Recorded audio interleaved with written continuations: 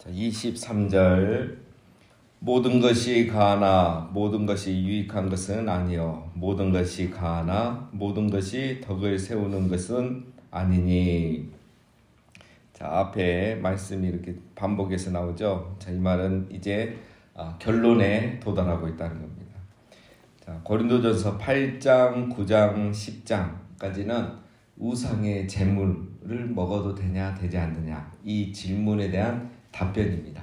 그래서 8장, 9장 우리가 이미 살펴봤죠. 8장에서는 우상은 아무것도 아니니까 먹어도 상관은 없다. 그리고 9장에서 바울이 자기의 사도권을 이야기하면서 나는 사도지만 선교사지만 후원을 받지 않고 이렇게 사역을 했다. 왜?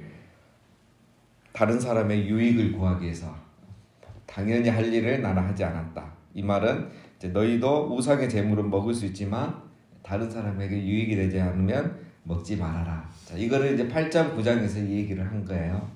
자, 그 다음에 이제 10장에서 우리가 토요일, 일요일 이렇게 살펴보지 못했는데 10장은 이제 크게 세 부분으로 나눕니다. 13절까지, 그 다음에 21절까지, 22절까지. 자, 13절까지는 이제 무슨 이야기냐면 바울이 우상의 제물에 대해서 이야기를 다 했잖아요. 했는데 이거를 이제 신중하게 받아들이지 않는 사람들이 있습니다. 그래서 13절까지는 이제 바울이 구약의 성도들을 예를 들은 거예요. 구약의 성도들이 오늘 신약 시대로 표현하면 세례도 받고 홍해를 건넜으니까 세례도 받고 성찬도 참여하고 성령도 체험했는데 우상 숭배하고 간음하고 원망하다가 하나님의 심판을 받고 버림을 받지 않았느냐. 그러니까 세례받고 성찬식하고 이렇게 예를 들어 우리로 말하면 구원받았다고 해서 자기 자유가 있다고 해서 마음대로 하다가 하나님 앞에 벌을 받았다. 선줄로 아는 자는 조심해라. 자, 이런 중요한 메시지를 전해준 겁니다. 자, 그리고 이제 14절부터 결론을 내리는데 14절에서 22절까지는 어떤 말이냐면 우상의 제물을 먹어도 되는데 그렇다고 신전에 가서 우상의 제물을 막 먹으면 안 된다. 그 제사하는 자리에 참여해서 그 자리에서 그걸 먹는 거는 그건 또 아니다. 이 얘기를 했고, 자, 오늘은 이제 마지막으로 그러면 시장에 가서 고기를 살 때는 어떻게 해야 되느냐. 그 다음에 어느 집에 신방을 갔는데 거기서 또 초대를 받아서 갔는데 이 고기를 주면 어떻게 해야 되느냐. 이제 실제 예를 드는 거예요. 그래서 이 예를 들고 이제 마지막 30절에서 결론을 냅니다. 자, 23절은 그래서 우상 제물에 대한 이제 결론이죠. 이제 이미 초두에 이걸 말했습니다. 자, 그래서 모든 것은 가하나. 자, 이 말은 바울의 말은 아니라는 거죠. 그 당시에 에피쿠로스 철학의 주장이고 또 바울이 말한 것을 이들이 좀 와전시킨 겁니다. 모든 것이 가하나. 이건 바울이 그런 식으로 말한 건 아니죠. 우리에게 자유가 있어서 무엇든지 할 수는 있으나 이제 바울이 강조하는 것은 덕이 되는 거, 유익이 되는 것만 해라. 이게 중요한 건데 이 앞에 것만 딱 강조하는 거예요. 그게 그 당시에 철학의 영향이었다라는 겁니다. 자, 그래서 바울의 결론은 뭡니까? 23절 모든 것이 가하나 모든 것이 유익한 건 아니다. 자, 모든 것이 유익한 건 아니다. 그 다음에 마지막에 모든 것이 덕을 세우는 것은 아니다. 즉 한마디로 말하면 성도에게는 자유가 있지만 마음대로 해서는 안 된다. 이게 결론이죠. 무엇만 해야 된다? 유익한 거, 덕이 되는 것을 해야 된다. 성도는. 그래서 그러면 이 유익과 덕의 기준은 누구냐? 나에게 유익이 되는 게 아니고 타인. 바울의 관점, 기준은 뭡니까? 타인입니다. 타인에게 유익이 되고 덕이 되는 걸 하는 게 성도다. 자, 24절 누구든지 자기의 유익을 구하지 말고 남의 유익을 구하라 나오죠. 성도는 자기의 유익이 아니라 다른 사람의 유익을 구하는 사람이다. 진리에 관한 문제가 아닌 이상 우리는 무조건 우리의 기준은 타인이다. 타인. 자, 그래서 여전도에 이런 남전도에 회의할 때 결론을 어디로 내야 되죠? 내가 원하는 거 막 주장하면 안 되고 회원들 또 초신자 또 우리 교회 처음 오신 분들 그런 분들이 유익하도록 이렇게 결정을 해야 됩니다. 25절 무릇 시장에서 파는 것은 양심을 위하여 묻지 말고 먹으라. 이는 땅과 거기 충만한 것이 주의 것이니라. 자, 이제 우상의 제물에 대해서 이제 적용을 하죠. 오늘 23절 4절 말씀을 이제 적용을 하는데, 자 25, 6절은 뭐냐면 먼저 내가 이제 자의적으로 행할 때, 27절은 내가 자의적으로 한 게 아니라 어딘가 초대받아서 갔을 때 상황을 말합니다. 그래서 먼저 25, 6절은 자 내가 시장을 보러 가서 고기를 살 때에 그 고기를 사면서 이 고기 어디서 난 거예요? 저 신전에서 온 고기예요. 이거 묻지 말라는 거예요. 그래서 물어서 맞다 가면 안 살 건가? 아니라 가면 어떻게 할 건가? 그렇죠? 맞다고 해도 안 살 것도 아니고, 또 사서 먹으면 그걸 알고 사서 먹으면 또 마음도 편하지 않을 거고, 그거를 이렇게 묻지 말라는 겁니다. 그냥 사라. 자, 왜? 26절에 이는 땅과 거기 충만한 것이 주의 것입니다. 자, 이건 이 시편 24장 1절 말씀이죠. 땅과 거기에 충만한 것과 세계와 그 가운데 있는 자들은 다 여호와의 것이로다. 이 세상에 있는 모든 것이 다 하나님의 것이다. 자, 이거는 저번에 한번 우리가 살펴봤습니다. 그렇죠? 음식은 다 하나님의 것이지, 그 음식이 정결하고 부정하고 그걸 먹어서 우리가 정결해지고 부정해지고 이런 거 없다. 음식 자체는 다 하나님 것이다. 본질적으로 음식은 중립적이다. 중립적. 그 자체가 뭐 거룩하고 부정한 게 아니다. 그래서 이 음식이 어떤 유통 과정을 거쳐서 시장에 나왔는지 그 물어볼 필요가 없다. 이러든 저러든 그거는 아무 영향이 없는 거다. 그러니까 그냥 묻지 말고 사서 먹어라. 그죠? 자, 이거는 쉽죠. 그러나 27절 바울이 하고 싶은 건 이거죠. 불신자 중 누가 너희를 청할 때에 너희가 가고자 하거든 너희 앞에 차려놓은 것은 무엇이든지 양심을 위하여 묻지 말고 먹으라. 자, 이제 두 번째 상황은 이제 내 의지와 상관없이 누군가의 집에 초대를 받았어요. 그런데 그 사람이 불신자지요. 자, 그런데 그분이 이제 식사 초대였겠죠. 우상에게 바쳤던 고기를 대접하면은 어떻게 해야 되는가? 그 당시에 이제 초대를 받아서 갔는데 그 집에 나오는 음식은, 고기 같은 경우는 대부분 이제 그 우상 신전에서 있었던 고기가 시장에 와서 시장에서 이리 왔다고 보면 됩니다. 그 당시 문화는 이런 접근을 이제 우리가 하는 거죠. 자, 그래서 틀림없는 거예요. 뭐 열에 9은 분명해요. 자, 이때는 묻는 게 좋다, 묻지 않는 게 좋다? 네, 묻지 않는 게 좋다. 묻지 말라는 거예요. 왜 묻지 말라야 되느냐? 두 가지 이유죠. 첫 번째는 우리가 이미 안 것처럼 신학적인 관점에서 봤을 때 음식 자체가 중요한 게 아니에요. 그렇죠? 중요한 게 아니잖아요. 근데 괜히 물을 필요가 없는 거예요. 이게 아무 영향이 없습니다. 그 다음에 이제 두 번째는 왜 묻지 말아야 되냐? 바울이 이제 말하는 게 이거죠. 양심을 위하여 묻지 말고, 이 양심을 위하여 묻지 말고가 이제 신학적인 거고, 두 번째는 대접하는 사람에게 이제 그게 무례한 행동이 되는 거죠. 그 사람은 그런 거 없이 이렇게 대접했는데 어떤 나의 신학과 신앙 때문에 이걸 물어가지고 먹네 마네 이렇게 하는 거는 예의가 아니다는 겁니다. 자, 그래서 이제 그 사람이 그렇게 말하면 이제 그러니까 아무 말을 하지 않았는데 27절은 아무 말도 하지 않았는데 이게 그 고기 맞냐 이렇게 묻지 말고 그냥 먹으라는 거죠. 그냥 먹으라는 이유는 우리가 이미 살펴본 것처럼 성경적으로 문제가 없고, 두 번째 그 사람에게 무례한 거기 때문에. 자, 그런데 이제 두 번째 상황은 이 초대한 사람이 이거는 그 고기입니다 이렇게 이제 말을 하는 거예요. 자, 그때는 또 어떻게 해야 되느냐? 상황이 다르죠. 28절에 누가 너희에게 이것이 재물이라 말하거든 알게 한 자와 그 양심을 위하여 먹지 말라. 자, 누가 여기서는 이제 자, 그래서 이제 누군가 옆에서 또 초대한 사람이 이거는 우상의 재물입니다. 거기서 사온 겁니다. 이렇게 말하면 어떻게 해야 되느냐?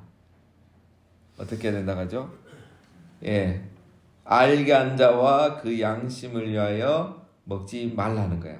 그것을 말해준 사람은 벌써 그 음식으로부터 자유롭지 못한 사람인 거죠.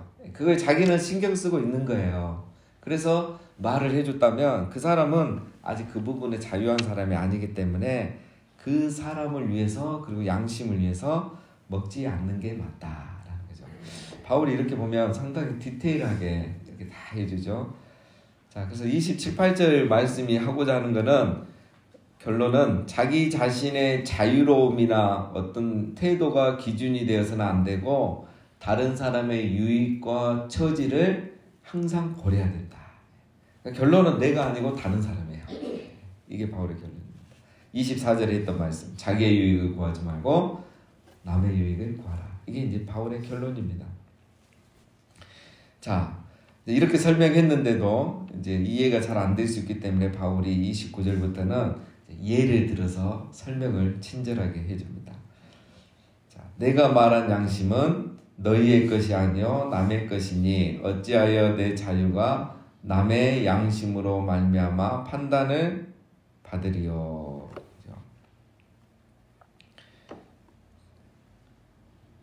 자,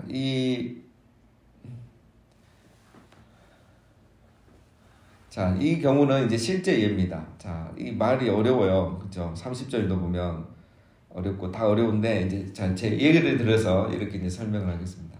자, 불신자 집에 초대를 받아 갔는데, 이제 김 집사님하고 박 집사님이 같이 갔어요. 예. 같이 갔는데, 김 집사님은 이거 다 알아요. 새벽기도 열심히 나왔고, 먹어도 상관없다더라. 다 알고 있는 거예요.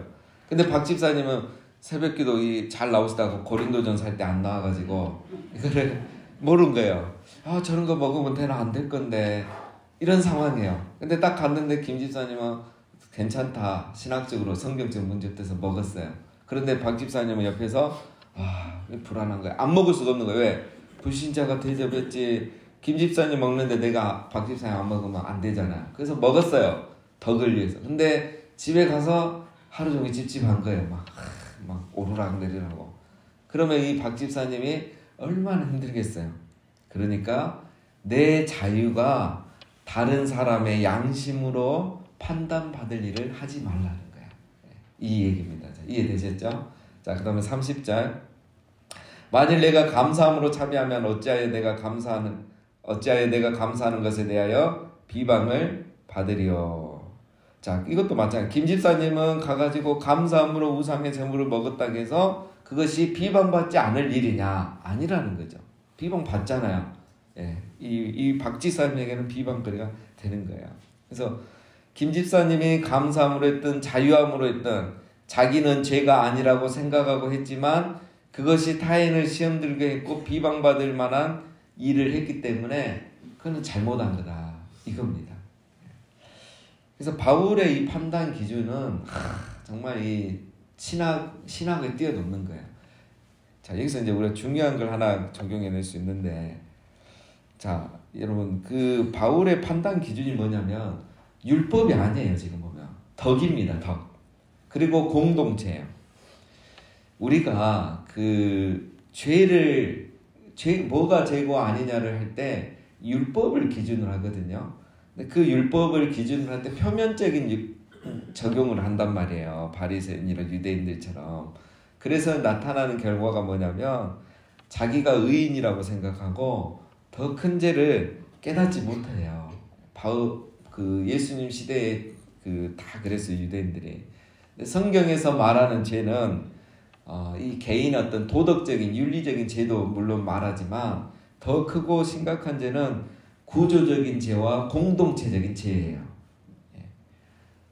이런 부분을 더 중요시합니다, 성경은. 근데 우리는 너무 개인적으로 윤리적으로 도덕적으로 들어가서 이게 됐는데, 그러니까 내가 도덕적 윤리적으로 죄를 짓지 않으니까 내가 의인이라고 생각하는 거예요. 죄를 안 지었다고 생각하는데, 그 십계명을 보면 이제 5계명부터는 그 도덕에 관한 법이면서 사실 십계명을 왜 주셨느냐, 이스라엘의 공동체를 유지하기 위해서 주신 거예요. 최소한 이 정도 법은 지켜야 사회가 유지되는 거예요. 그래서 오늘날은 십계명이 이제 사회에서는 큰 영향이 없죠. 왜? 사람들 수준이 그 정도로 올라가 있거든요. 그래서 그 5계명을 지켜야 가정이 유지가 되고 6계명부터 10계명을 지켜야 공동체가 유지가 돼요. 뭐 도둑질하고 살인하고 막 거짓 증언하고 하면 얼마 되지도 않은 공동체가 순식간에 깨지는 거거든요. 그래서 그걸 보존하기 위해서 이런 법을 주신 겁니다. 십계명을. 자, 그래서 바울이 율법을 접근하는 방식은 이 율법 자체보다 그 율법이 주는 정신을 적용하고 있는 거예요. 그래서 먹을 수 있다고 해서 먹으면 죄가 아닌 게 아니고, 그러나 그 율법은 결국 하나님 사랑, 이웃 사랑인데 이웃 사랑을 생각하지 않고 내 자유만 생각하고 먹은 것은, 비방받을 일을 한 것은 그건 잘못이다. 이게 바울의 결론. 굉장히 깊이가 있는 거죠. 자, 31절 결론을 냅니다. 그런즉 너희가 먹든지 마시든지 무엇을 하든지 다 하나님의 영광을 위하여 하라. 이게 결론입니다. 자, 그래서 첫 번째 결론은 무조건 하나님 영광을 위해서 해라. 내 지식, 내 자유가 중요한 게 아니라 하나님 영광이 됐느냐, 다른 사람이 시험에 들지 않고 그 사람에게도 덕이 됐느냐, 사람에게 덕이 된 게 하나님께 영광이거든요. 이게 중요하다. 그 다음에 32절 유대인에게나 헬라인에게나 하나님의 교회나 거치는 자가 되지 말고, 두 번째 결론은 누구에게나 거치는 자가 되지 마라. 이 거치는 자는 단어가 다른 데서는 보면 허물이 없는 자, 거리낌이 없는 자 이렇게 번역이 됐어요. 그러니까 유대인에게나 헬라인, 즉 신자에게나 불신자에게 자꾸 부딪히는 사람 되지 마라. 허물 있는, 흠잡히고 비방받고 저 사람은 자기 신앙 좋다고 마음대로 하더라, 이런 소리 듣지 않도록 신앙생활을 해야 된다. 그러니까 죄가 없는 사람이 아니라 시험거리가 되지 않는 그런 사람이 그 정도 돼야 된다 이거죠. 누가 성숙한 사람이냐? 지식이 많고 자유함을 누리는 사람이 아니라 다른 사람에게 허물이 없는 사람, 다른 사람에게 이렇게 비방받지 않는 그런 사람이 돼야 된다라는 거죠. 자, 33절 나와 같이 모든 일에 모든 사람을 기쁘게 하여 자신의 유익을 구하지 아니하고 많은 사람의 유익을 구하여 그들로 구원을 받게 하라. 자, 세 번째 결론, 우상 제물에 대한 세 번째 결론은 많은 사람을 구원을 받게 해야 된다. 즉 중요한 것은 영혼 구원이다. 왜 우리가 하나님의 영광을 위해서 해야 되고 거치는 자가 되지 않고 타인의 유익을 구하는 자가 되느냐? 그렇게 했을 때 우리가 많은 사람을 구원받게 할 수 있는 것이다. 자, 그래서 바울의 목적은 바로 영혼 구원입니다. 이게 중요한 거지. 이거 우상의 제물이 신학적으로 어떻고, 이거는 더 중요한 게 아니다라는 거죠. 더 중요한 것은 영혼 구원이다라는 겁니다. 자, 1절 마지막입니다. 자, 내가 그리스도를 본받는 자가 된 것 같이 너희는 나를 본받는 자가 되라. 바울이 마지막으로 분명하죠. 나를 본받는 자가 되라. 33절 마지막 처음에도 나와 같이 이렇게 되죠. 바울은 자기는 그리스도를 본받았고 그런 나를 너희는 본받으라 이렇게 말합니다.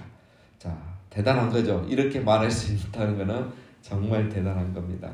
자, 그래서 바울이 왜 이렇게 살았느냐 했더니 예수님을 본받으려 했어요. 예수님을 보니까 예수님은 하나님의 영광을 위해서, 그리고 거치는 자가 되지 아니하고, 그리고 영혼 구원을 위해서 사셨더라. 그러면은 우상의 제물을 나는 영원히 먹지 않더라도 한 영혼을 구원하겠다. 이게 사도 바울의 그 신앙관이었습니다. 자, 우리도 바울처럼 또 우리 예수님처럼 타인의 유익을 구하고 덕을 세우고 하나님의 영광을 구해서 많은 사람을 구원하는 우리 모두가 되시기를 주님의 이름으로 축원드립니다.